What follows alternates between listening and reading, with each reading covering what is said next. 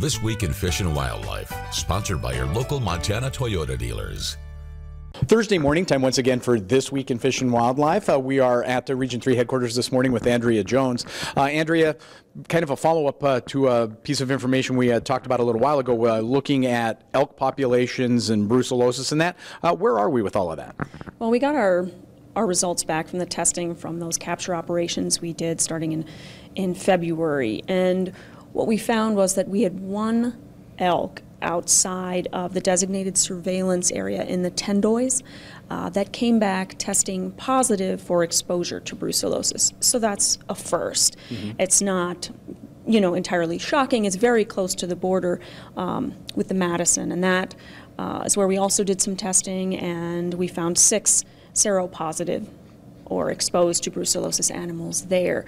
We fitted 30 of the elk in the Tendoys with collars and 40 in the Madison with collars to be watching their movement to help understand where this disease or this exposure, these numbers might go, to understand how they may or may not overlap with livestock. And obviously the concern here is with livestock. As we know, brucellosis, if it's found, it may cause abortions in cattle or weak calves, and so that is obviously the concern.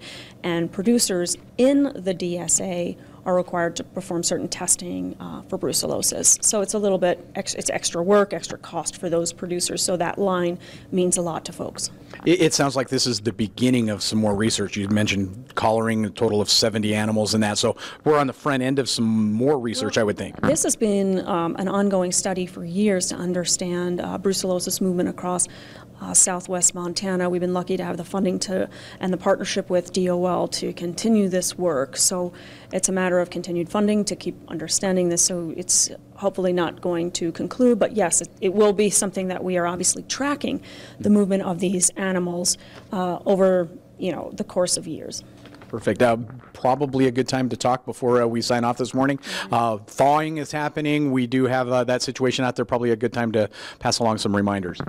Right, so springtime obviously means that people are starting to think about getting out into boating and fishing those lakes and reservoirs that, ice coming off. That means that start of that, for us, the AIS prevention season, if you will, or the watercraft intense inspection stuff. So a lot of stuff happening on our end behind the scenes to prepare and bulk up for that. We had that increased inspection requirements last year for boaters, and that knowledge that we really wanted to get out there about cleaning, draining, drying your boats, your equipment, that kind of thing. Also, like we did last year, we're hiring, again, a lot of seasonal employees to help us with that inspection work.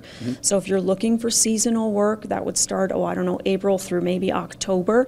If you're retired or you're a student who has maybe summers off and can work and have some flexibility in terms of where you can work, it's a nice opportunity because you're outside most of the time, and if you like to work with people, you just have to be 18. Right. Perfect. Andrea Jones from the Montana Department of Fish, Wildlife, and Parks.